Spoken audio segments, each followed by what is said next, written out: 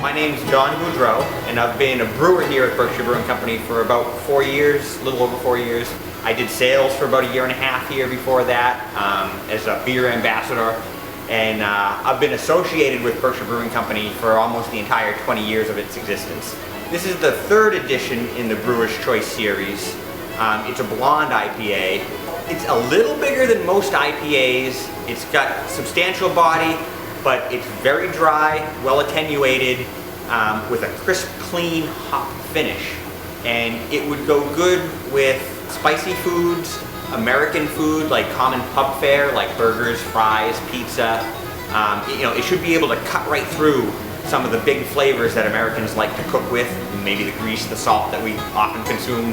But it also has a complexity that would allow it to stand up at a more elegant table where you may be cooking something a little more gourmet, like maybe duck or lamb or something with bigger, bolder flavors. Blonde IPA is not usually a combination of terms you hear. You often hear blonde ale and you hear other types of IPAs. Blonde IPA is not out of the ballpark.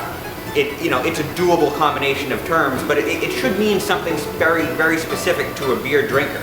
It should call to mind images of British blonde ales as well as IPAs, and mine you should think of maybe American IPAs or American pale ales. I use some modern, up-to-date American hops from the Northwest, some that are trending in craft brewing, especially in IPAs.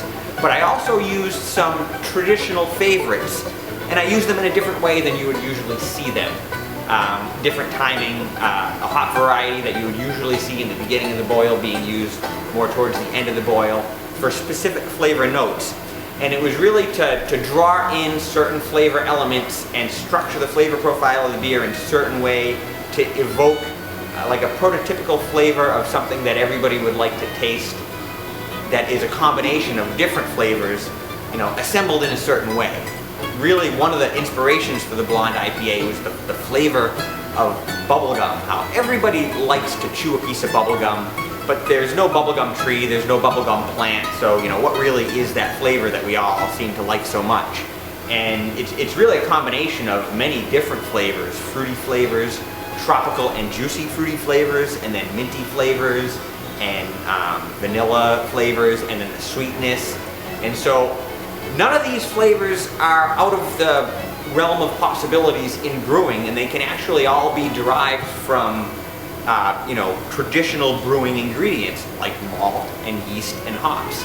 And so where my beer won't make you taste the flavor of bubblegum, hopefully it's going to light up some part of your brain that is also the part of your brain that likes bubblegum.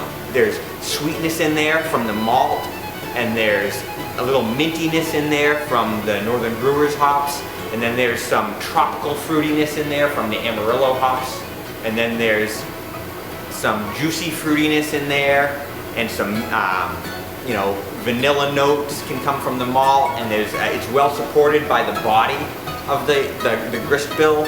I used a few adjuncts, a little bit of wheat, a little bit of flaked barley, kind of help build the body that supports all these fruity flavors, and it's not overwhelmingly bitter like some modern IPAs can be, but it's bitter in a way that should be pleasing and refreshing and crisp and remind you of those flavors that you drink beer for. That nice piney hoppiness, mint, crisp, clean hoppiness. Some modern American IPAs can go a little overboard on the skunkiness or the cattiness that can come from some of the modern varieties of hops. And that's why I drew in one of the traditional hops as a late boil hop to kind of bring back some of the pine and bring back some of the traditional hop flavors that are missing in some American IPAs.